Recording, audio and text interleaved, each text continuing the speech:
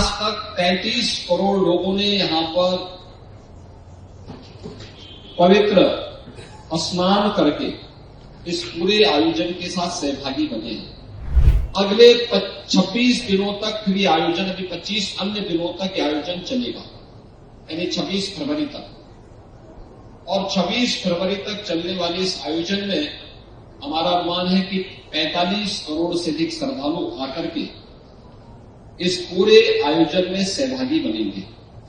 Heads of missions के रूप में आपकी भागीदारी, अपने परिवार के सदस्यों के साथ, राजदूतावास के अधिकारियों के साथ आपकी उपस्थिति हमें और भी प्रफुल्लित करती है।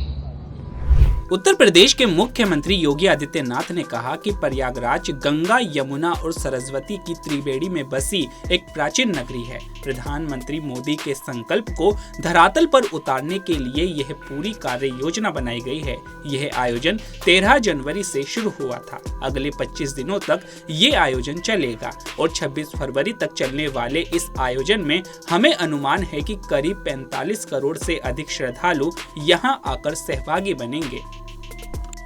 आप सभी आज इस आयोजन के साक्षी बने हैं।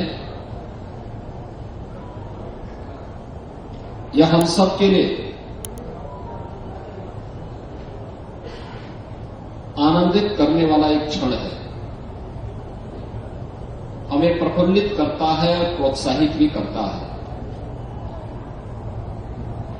प्रयागराज मां गंगा, मां यमुना और मां सरस्वती की त्रिवेणी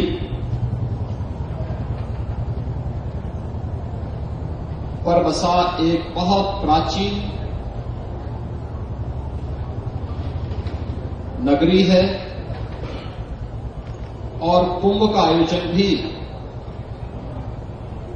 भारत की हजारों वर्षों की इसी विरासत का एक प्रतिफल है। 12 वर्ष में कुंभ का आयोजन, 6 वर्ष में अर्धकुंभ का आयोजन, लेकिन देश के 4 अलग अलग स्थानों में यह आयोजन होते हैं। प्रयागराज में 12 वर्ष और 6 वर्ष की अवधि में, लेकिन प्रयागराज के साथ साथ अन्य स्थानों पर भी यह आयोजन हरिद्वार में, गंगा नदी के तट पर, नासिक त्र्यंबकेश्वर में, गोदावरी नदी के तट पर, मध्य प्रदेश के उज्जैन में क्षिप्रा नदी के तट पर भी कुंभ का आयोजन होता है और इसमें सबसे बड़ा आयोजन प्रयागराज का होता है। आदरणीय प्रधानमंत्री श्री नरेंद्र मोदी जी के मार्गदर्शन में उनके विजन को जमीनी धरातल पर उतारने के लिए ये पूरी कार्य योजना बनाई है।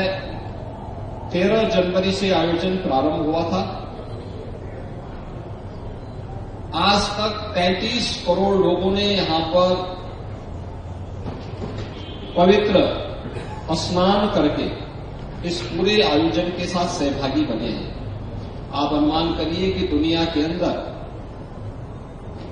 इतनी बड़ी आबादी एक स्थान पर, एक टेम्परेरी सिटी में आकर के और इस आयोजन में भागीदार बने।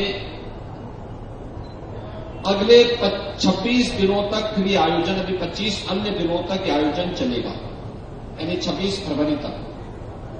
और 26 फरवरी तक चलने वाले इस आयोजन में हमारा अनुमान है कि 45 करोड़ से अधिक श्रद्धालु आकर के इस पूरे आयोजन में सहभागी बनेंगे। आयोजन लोग अपनी आस्था के अनुसार आते हैं, पूरे देश से आते हैं, दुनिया से भी आते हैं। लोगों के लिए कौतूहल और आश्चर्य का विषय भी होता है। मां गंगा का भारतीय संस्कृति में बहुत महत्वपूर्ण स्थान है। उसे एक दैवीय नदी के रूप में लोग मान्यता देते हैं और उसके अंदर उस प्रकार के दैवीय गुण भी है। भारत के महत्वपूर्ण तीर्थ इसी नदी के तट पर स्थित है। गंगोत्री से लेकर गंगा सागर तक ये सभी मां गंगा से जुड़े हुए सभी प्रमुख तीर्थों को आप इस नदी के पावन तट पर देख सकते हैं। भारत के अंदर स्पिरिचुअल टूरिज्म में भी एक भारी स्कोप है। ये प्रधानमंत्री मोदी जी ने विजन किया और उसी का परिणाम है कि आज करोड़ों की संख्या में लोग आकर के यहां पर इस होली बात का आनंद लेकर के पुण्य के भागीदार बन रहे हैं। मेरे लिए आज का दिन अत्यंत महत्वपूर्ण है कि आज भारत के माननीय उपराष्ट्रपति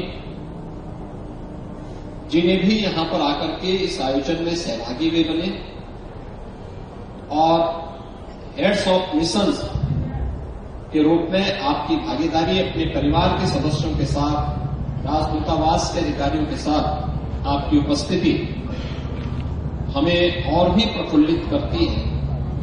मैं इस अवसर पर आपके आगमन पर अपने राज्य की ओर से आयोजन से जुड़े हुए जितने भी हमारी टीम के सदस्य हैं उन सब की ओर से आपका मैं हृदय से यहां पर एक बार फिर से अभिनंदन करता हूं